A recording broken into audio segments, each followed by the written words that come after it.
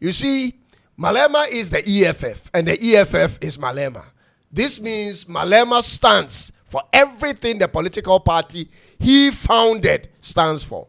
And this is where the political elites and corporate South Africa and many South African voters disagree with him. And that is expected. Ladies and gentlemen, do you know everything the EFF actually stands for as a political party in South Africa? Let me help you, ladies and gentlemen, with the key ones. These are the stance of the economic freedom fighters in South Africa.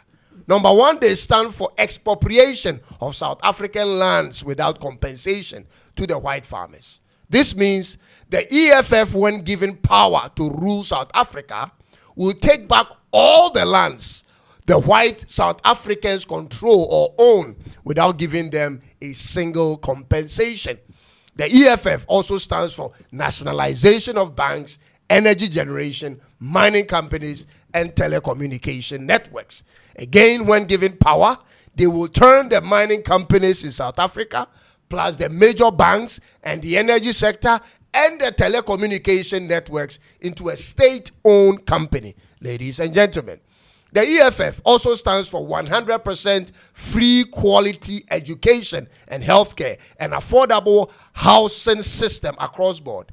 They stand for Pan-Africanism, and so they stand for a united Africa with open borders where there will be no need for visas to travel across the continent. And in addition to all of that, ladies and gentlemen, they also stand for the LGBTQ plus community, where men can marry men and women can marry women.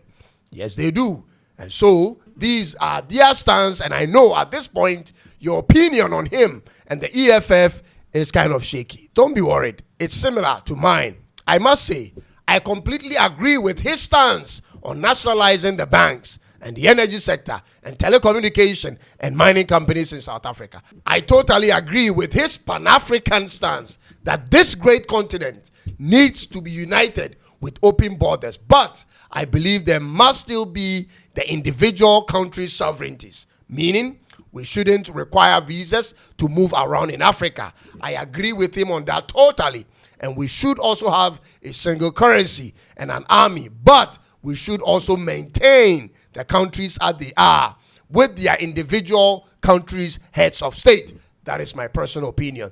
This is something I hold core to my beliefs.